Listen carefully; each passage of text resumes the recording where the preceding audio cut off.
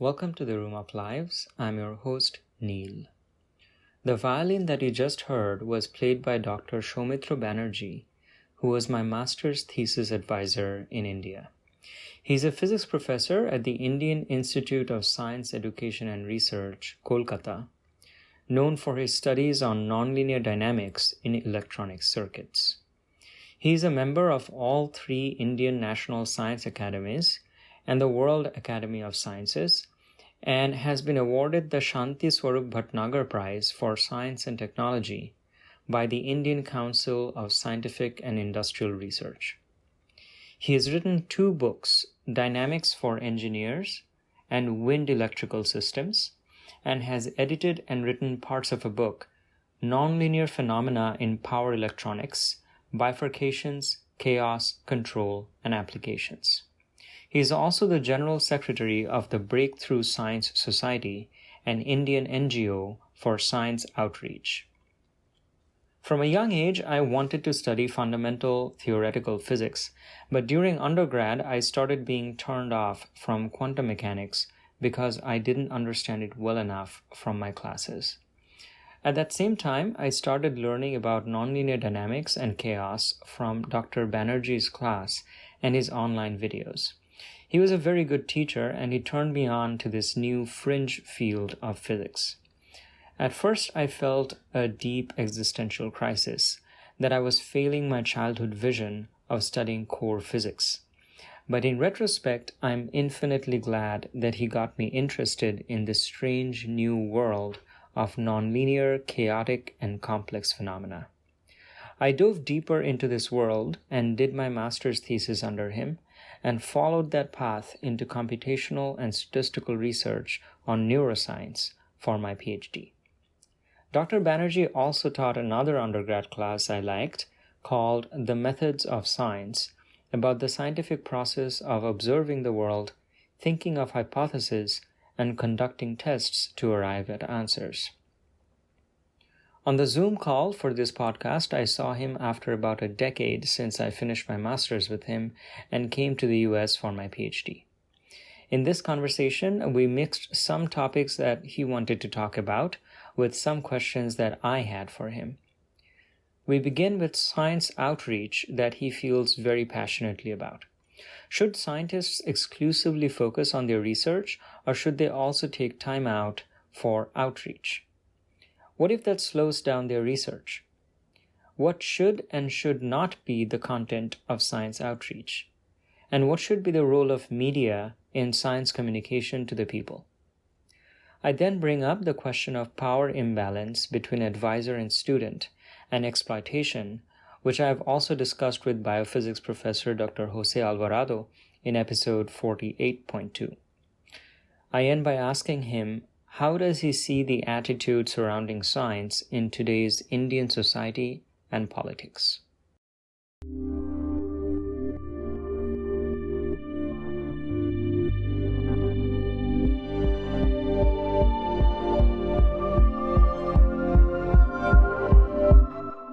Okay, so let's start with the first question. Should scientists exclusively focus on research, or should they also take time out to engage in science outreach? Firstly, on this issue, my opinion is a scientist could become a scientist because he or she could inherit all the knowledge that has been created by humankind till that time. And because of that only we could become scientists. So there is a societal legacy that was behind our becoming scientists, and therefore it is our job, it is our responsibility to give it back to the society what we can. Now, in what way? One could argue that by doing good science we are contributing to the society. That is true. That is true. But at the same time, science in any country can flourish only when the people who are coming to science come with a scientific bent of mind, a rational bent of mind, a logical bent of mind. Without that, science become only a procedural issue. I follow certain procedures and thereby I get some results. And well, it is true that some people do science that way, but that is not proper science. Proper science is effectively an act of asking the right questions, uh, taking the proper methodology to obtain answers to that question, and then finally presenting to the external world. And that can happen only when the scientist has a scientific bent of mind. The problem is that the society at large does not really promote a scientific bent of mind. In the ancient time, there was a emphasis on belief, not to question. While in science, the essential thing is not to believe, rather to question everything. So a scientist questions even the things that are taken to be established facts. For example, Newtonian laws were established facts, but still people kept on checking it, rechecking it on various different situations, and at some point of time we realized that it is not completely true because it could not explain the motion of the planet Mercury. So what I'm trying to point out is that even the theories that we know to be true, we continuously check, test, and that is the basis of science. While the usual mode of thinking in the society is believe what has been believed by your forefathers, believe what has been told by some wise man. So belief is the essential thing. Now, if people inherit that way of thinking and come to science, they will only do a second grade of science. They will not do the first grade science. So it is necessary, therefore, for scientists to reach out to the society. To the main purpose of scientific outreach is to convey to the people how science teaches us to think. And this is not normally taught in usual courses, school and college courses. Okay. Therefore, I think that in the interest of science itself, it is necessary for scientists to engage in outreach, basically to convey the idea that science has a specific way of thinking. And that cannot be done by simply engaging in research in one's own lab. So the second question that you had, that you wanted to talk about is, what if these science outreach efforts negatively affect one's scientific output? And I think this is a more relevant question today because it seems like science is becoming much more like industry, where there are so many scientists and always so much pressure to publish that it's becoming kind of competitive. So a lot of scientists could say it's really important for me to spend all my time and effort in just doing the science. What is my incentive to engage in science outreach? Firstly, science outreach efforts should also be given due weightage by the institutional administrators. What happens is our institutional administrators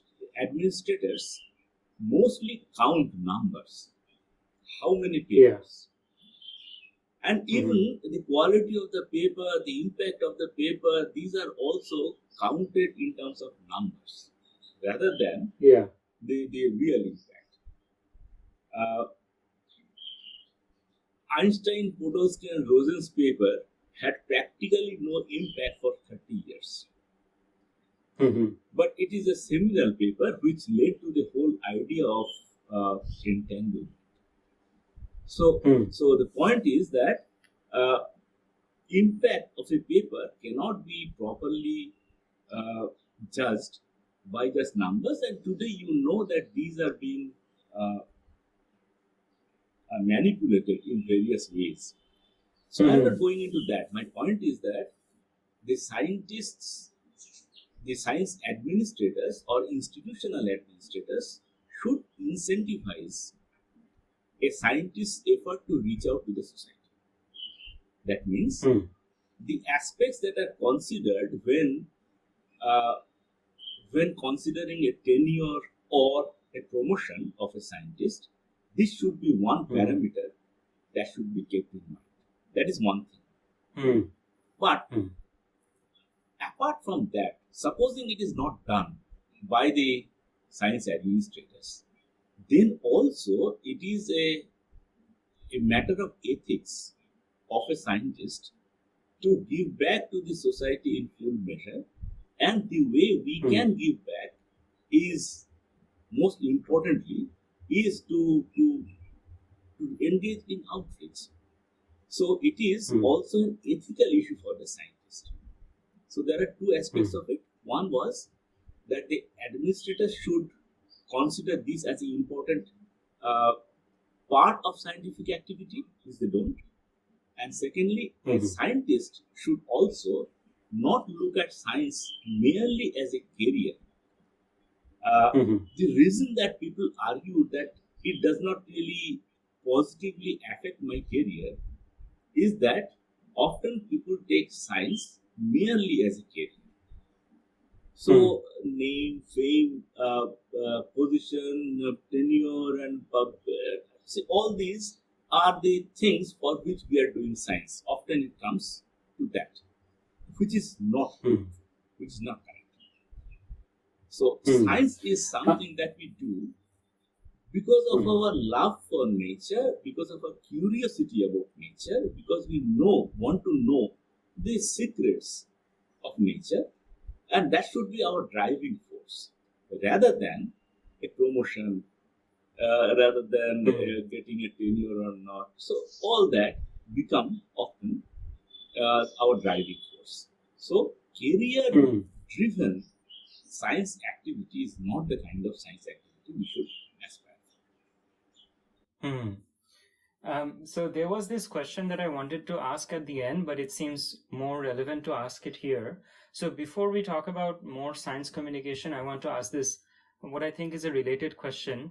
One thing that I've experienced, and my friends in graduate school have also experienced multiple times in multiple situations, is that there seems to be a very big power imbalance between advisor and student in graduate school, in PhD. So the student depends on the advisor over here, for example, not only for their funding, but also for getting the PhD degree. So in a lot of cases, it's seen that the advisor kind of misuses this power that they have. And this is particularly worse for international students, because if for some reason your advisor is unhappy, then not only can your funding be cut off and the chances of your PhD be gone, you might have to be forced to go back to wherever you came from. So in a lot of cases, what happens is that the advisor no longer thinks of the student as a human being that they have to mentor, but some kind of a computer or something that they can just exploit to get as much output as possible. And so I feel like this is one of the kind of pitfalls of graduate school or academia, one of the reasons that a lot of people do not want to come to graduate school, because they have heard of this kind of horror stories. These don't happen so much in industry or companies, because there is more oversight, there is human resource department, etc. So, but in academia, the same freedom that you get, which is a good thing, can also become a bad thing, because if an advisor takes advantage of all their freedom and kind of lack of oversight to sort of exploit the student, and this is kind of connected to the pressures of publishing that we were talking about. So I wonder if you have any ideas for similar incentives that maybe the administration could put in place to, ask to basically require advisors to be better mentors rather than just produce research, to be better teachers, or maybe there are some other solutions to this problem. Firstly, I would say that the problem is basically because of the issue that I raised in answer to the last question, that people take science as a career and they will do anything to further that career. And that is true for the advisor also. For him or her, the PhD students or the postdocs are basically tools to achieve their end. So if you look at science merely as a career, that is inevitable. But if people do not look at science as a career but an emotional pursuit, then the people around you, basically your mentees, are important contributors to the line of work. They also have a brain. They are not just a couple of hands. They can also think. They can also contribute to the idea. It's not that the supervisor generates the idea, tells students what to do, and he or she does it. Be it carrying out some procedure or writing a program or whatever. This is not the right kind of science. In a right kind of scientific setting, the supervisor is only sort of helping a student to learn how to do research and then carry out a research problem on his or her own. So the ideal situation is where the supervisor gives the student the freedom to think, to choose a problem, and if the problem choice is wrong or something that will take 16 years, then the supervisor may say, no, this is not the right problem. But that freedom should be there in the student to think. Now, it is true that many students are unable to do that. I have also come across that kind of students. But always my pursuit has been to enable the student to think independently. Because tomorrow that student will become a professor. So tomorrow the student will knock at the door of some university to become a faculty member, right? And then he or she will be expected to produce independently. And therefore, independent thinking, creating the ability in the student for independent thinking, is a very important part of mentorship. But unfortunately, as you said, that doesn't happen often. And the reason is this. Now, regarding the remedies, well, that is not something I'm very sure of. Because often it is a gray zone. Often the supervisor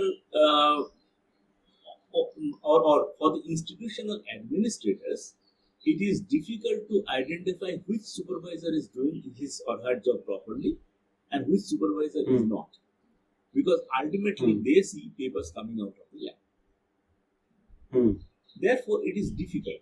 It is to be done more at the departmental level, more at the level of departmental administration, where we see, or the departmental administration, the HOD, or somebody who is responsible, should regularly talk to the students, find out what kind of problems they are facing, and if there is a red flag, then some action has to be taken.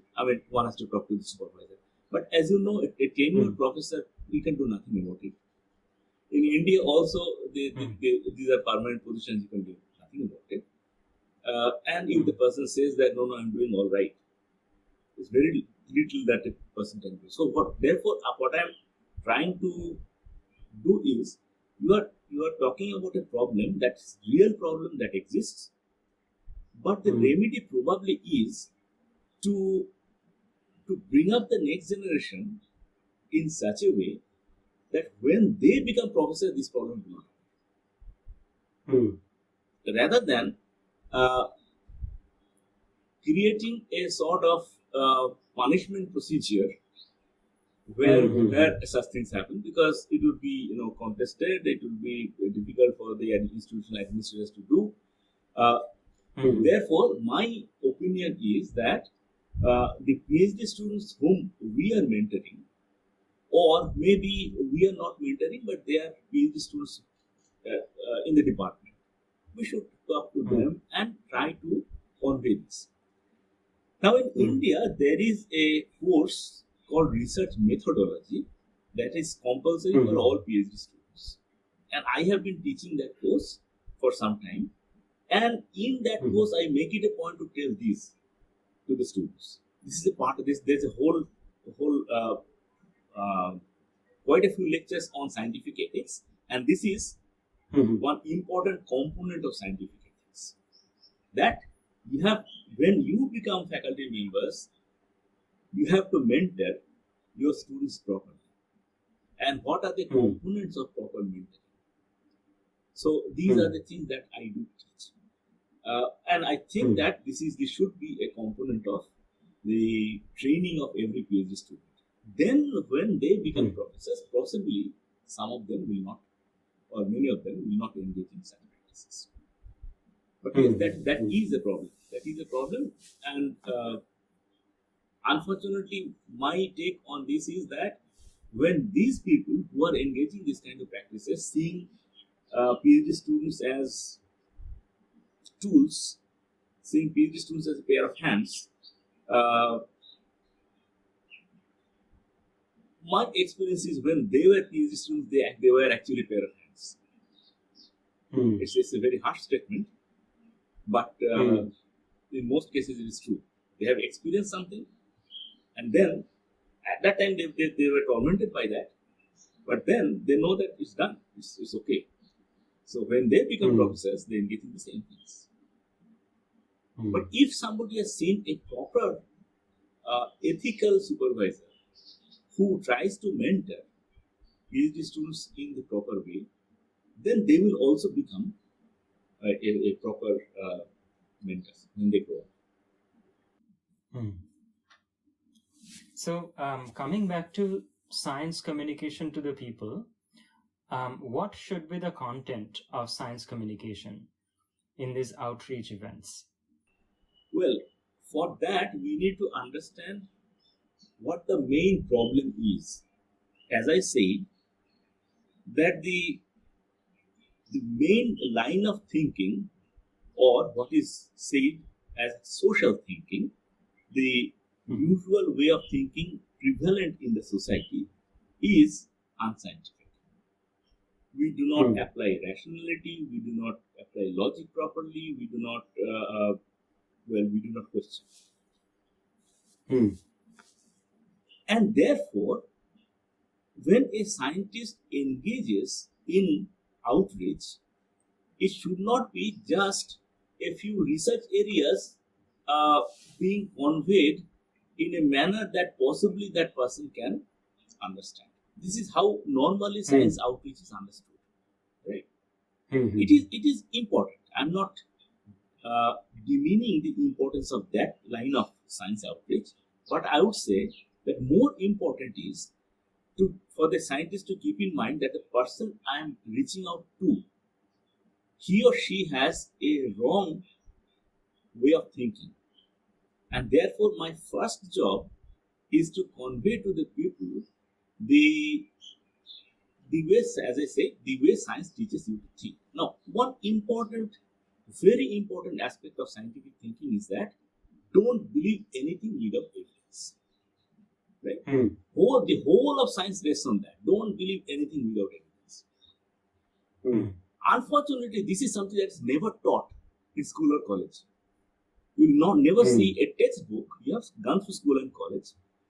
You will never see a textbook that tells you this, that this is the bedrock of science. Do not believe anything without evidence.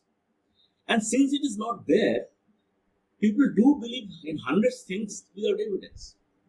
Right? Now, when a scientist goes out to the people, why would the scientist be believed? Because he is a scientist, therefore believing whatever he says. That so the scientist is also believed in a wrong way. Is also believed in a wrong way. A bearded scientist with spectacles coming to our school and talking about it, oh, he must be right. No, this is wrong. This is wrong. You have to tell those people, question me. Try to figure out if I am telling anything wrong. Without that, the science is not properly conveyed.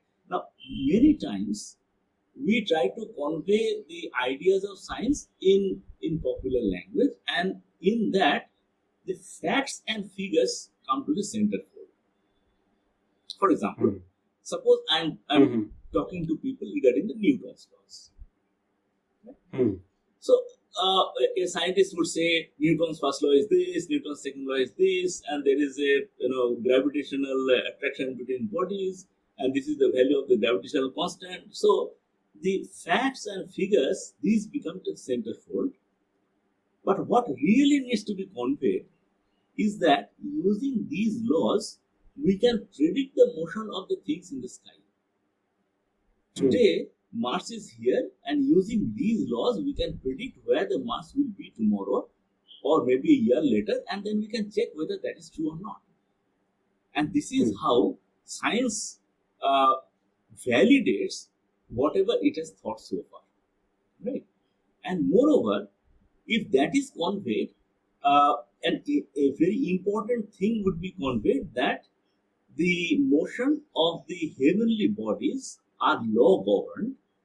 We know those laws, and not only that, using those laws, we can predict their motion, and therefore there is no divine hand behind their motion. Right? So this needs to be conveyed because this is the central idea that the people need to be told. Now, instead, what happens is that the value of the gravitational constant with so many decimal places, if that becomes the centerfold, yes, you are reaching out to the people, telling the facts of science, all right, but ultimately it doesn't really make an impact on their thinking. So our objective should be to make an impact on their thinking so that they realize their way of thinking was in some ways wrong and they adopt a correct way of thinking. For that, whatever we need to tell, we have to tell. Yeah, I feel like this sort of distinction has been made before. I think one of the issues is that we use the word science to mean both things. You use the word science to mean the body of knowledge that we have gained through empirical means, but we also use the word science to indicate the method through which conclusions are drawn. And I think what you're emphasizing now is that in science outreach or communication to the people, we need to be clarifying the method and the process of thinking more rather than the body of knowledge or pulling out facts and figures from the body of knowledge to just throw at people. Exactly. This is what I mean, because this is what really needs to be conveyed to the people. Otherwise, it would be just a facts and figures pulled out, as you said, from the body of knowledge, which they will soon forget. Which somebody who is not coming across this all the time, they will soon forget. But what they don't forget is the method of thinking. If that goes into their habitual method of thinking, maybe when they come across something in their daily life, they will also not believe something without evidence. They will look for evidence. If somebody tells something, they will say, okay, tell me what's the evidence. This is the change that we need to bring in the society. And for that, there has to be a conscious effort by the scientist to present science that way. So what should not be the content of science communication to the people? We already talked a little bit about not just burdening them with facts and figures, but was there something else that you had in mind that should not be the content? There are two things. If you allow me, I'll talk a little more about what should be conveyed, and then I'll go to the point of what should not be conveyed. Now, as I said, the objective is to give them a scientific bent. Now, there are certain turning points in scientific history that actually changed our way of thinking, the humanity's way of thinking. Newtonian mechanics is one. Darwin's theory of evolution is another. Right? And these are sort of hallmarks in science. By telling about Darwin's theory of evolution in a proper way, you could convey not only the method of science but also very important facts that everything in this material world changes, goes through evolution, and therefore there is nothing static, that nothing unchangeable. In fact, earlier people believed that the stars don't change. But once Darwin's theory of evolution came, people sort of generalized it. Maybe the things that we see as not changing, they're also changing, and then they started looking at the stars with the eye to look at the changes. So the point is, it's a way of thinking. Now, it so happens that the Darwin's theory of evolution is quite regularly attacked by various people. You see, in the United States, there would be a very large number of people who would say this is just a theory. This is just a theory means that this, I'm free to believe or not believe it. It is my choice to believe it or not. Science is not like that. Science honors the fact about nature, and therefore it is not your choice to believe or not believe. If you want to think correct, then you have to base yourself on what science has found. In our country, for example, in India, there is a concerted effort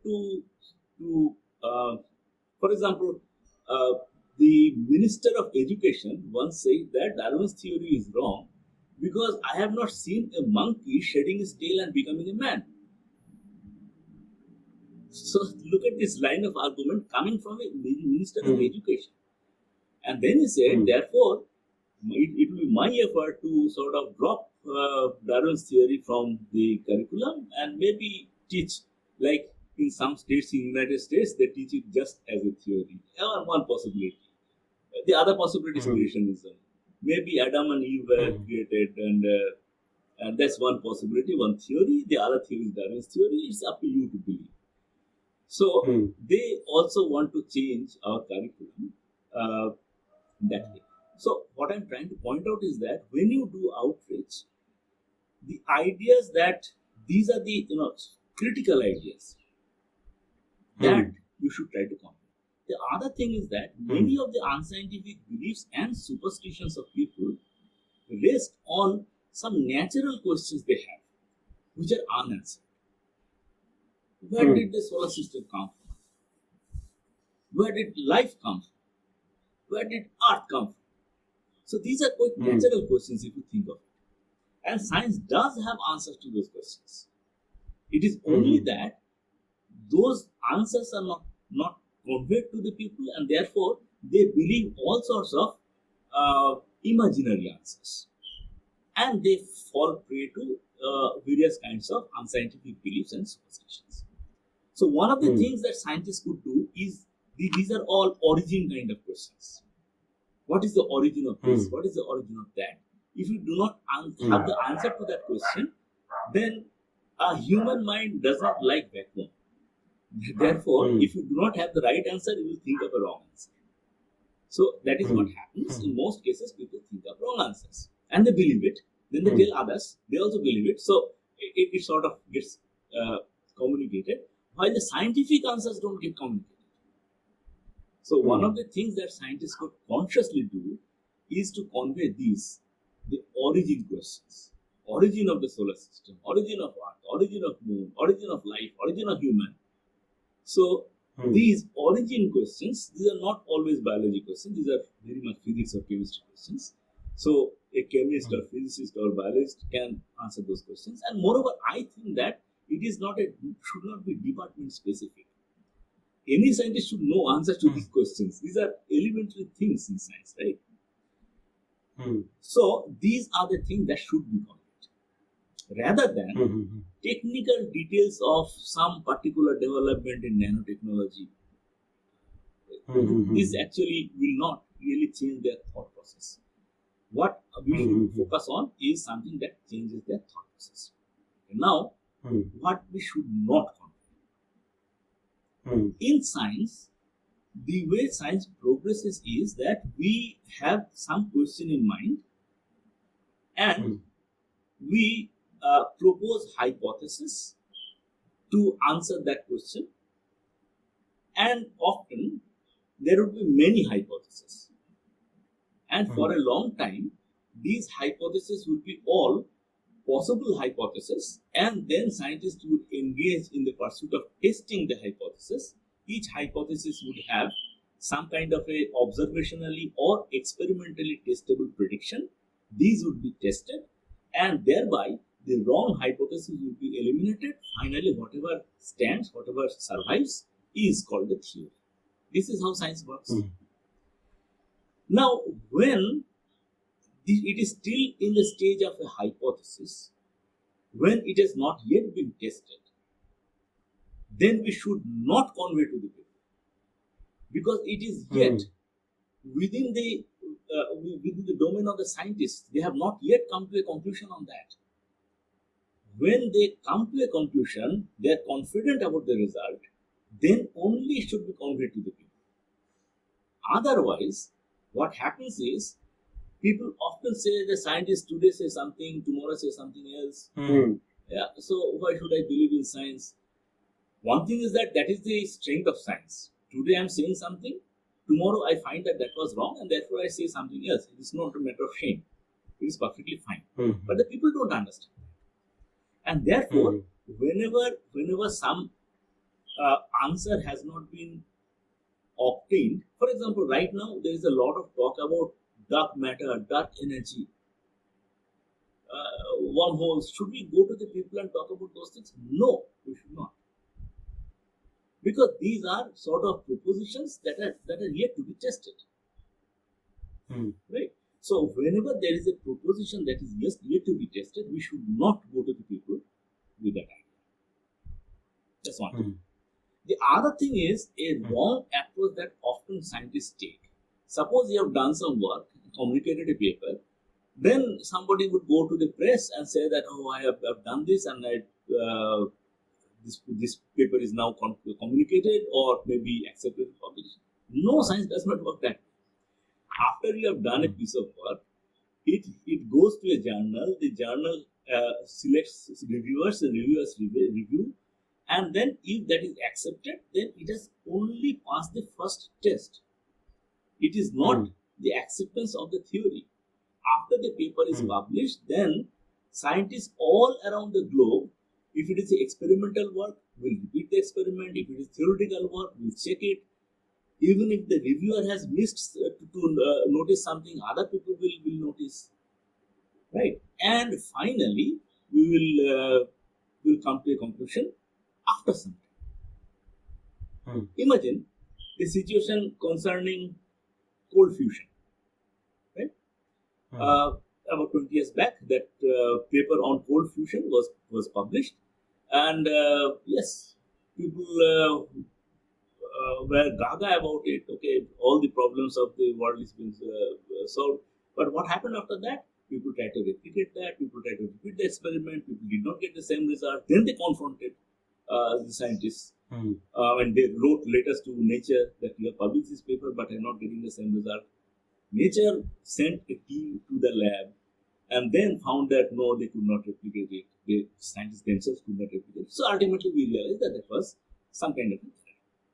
But in the meantime, if those ideas have been conveyed to the people, what will happen? Will they read Nature to find out whether it is wrong? No, they will think that it is right.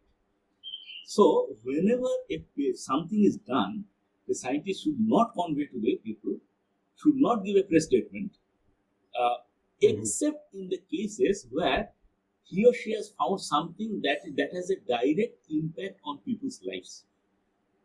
For example, somebody has found a early precursor of an earthquake. Then yes, you should go to the press, or you should sensitize the administration. Yes, then it's true.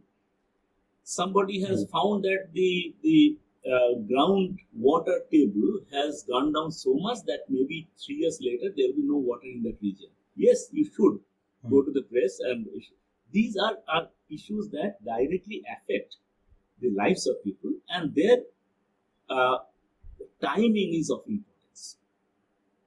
But in all other areas of research, no, you should not go to the press or give a press statement saying that I have done this work.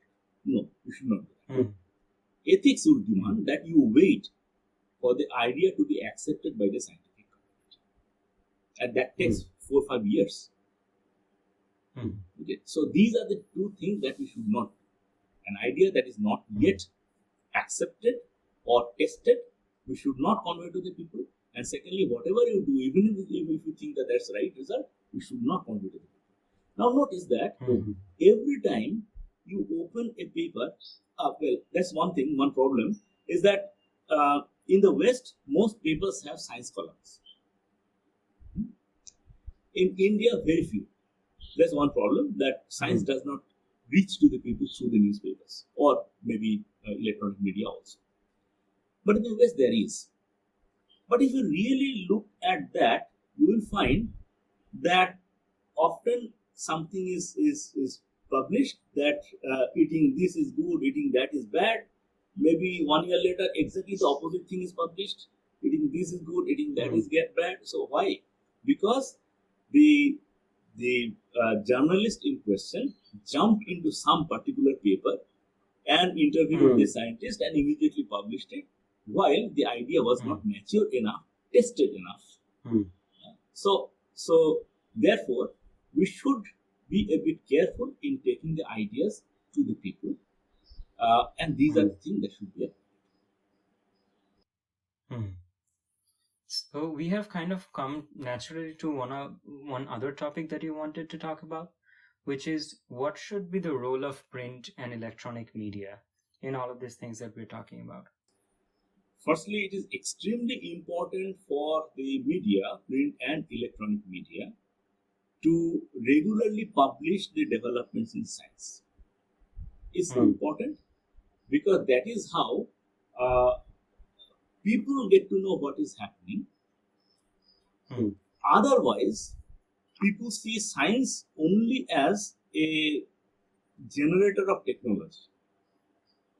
We have cell phones in our pockets, the people on the street has, and he acknowledges, okay, this is a product of science. But science has come to them in form of a technology only, not in form of idea, not in form of concept. So, therefore, it is necessary for the print and electronic media to be proactive to find out what is happening in the scientific sphere, take it to the people, and with those caveats that I just mentioned.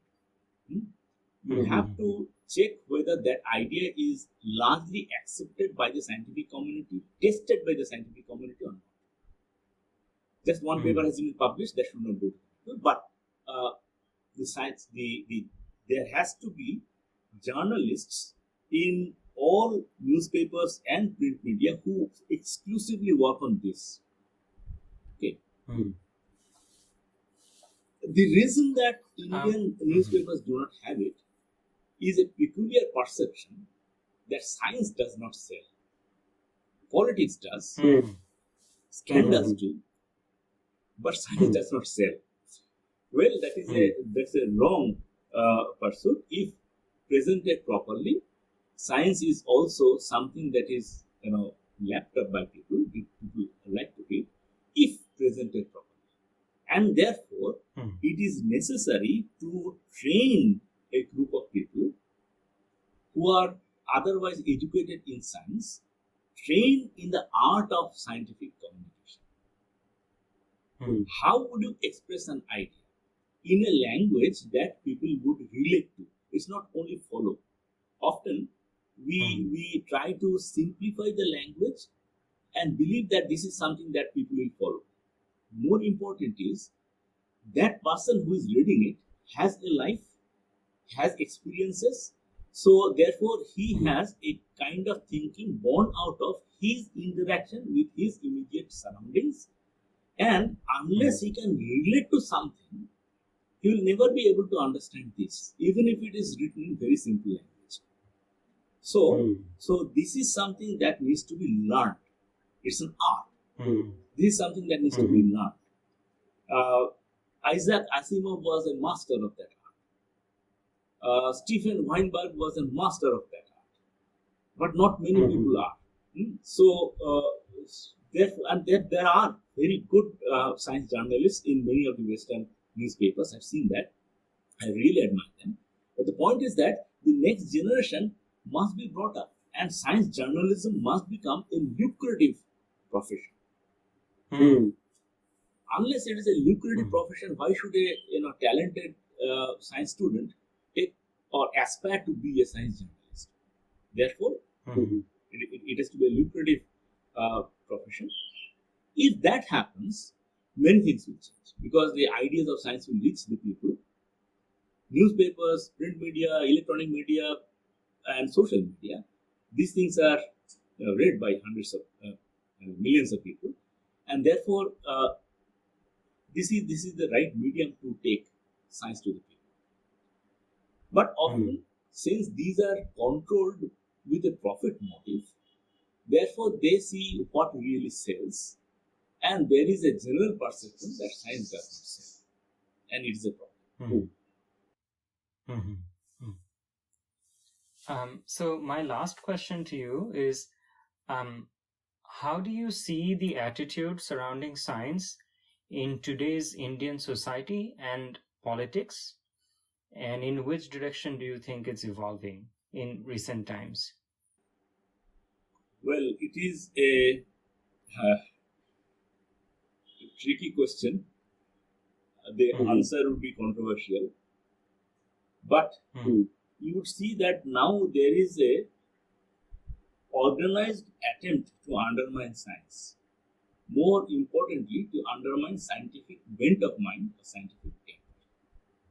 In various ways, various unscientific ideas are propagated by the people who have political power, and since their leaders, their followers, therefore whatever they say are believed by people, and this is causing immeasurable harm to the scientific atmosphere in the country. So in India, this problem is there, and the scientific community has to oppose this kind of efforts. But a more problematic thing is that there is now a new education policy which has been tabled in 2020 and which is now being sort of implemented, and it proposes to introduce courses on something called Indian knowledge systems. And what constitutes Indian knowledge systems is a fuzzy idea, fuzzy area. Anybody can think that this is the Indian knowledge system. And the leaders of the government often have gone on record saying that in the 6,000, 7,000 years back, India had plastic surgery that could plant an elephant head on a human torso. So somebody saying that there was television and internet in the days of the Mahabharata, because how else could Sanjay give a running commentary of the war?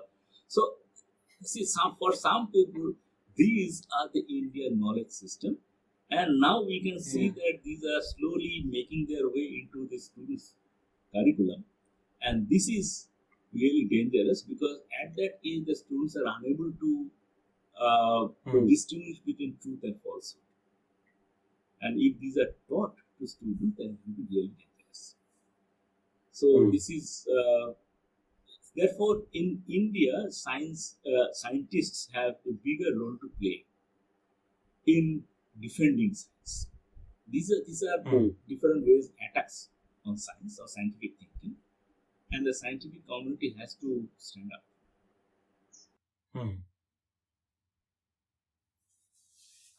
So those were all of my questions, sir. We took about 1 hour, and thanks a lot for answering me those questions. Welcome. Thanks for hanging out in the Room of Lives.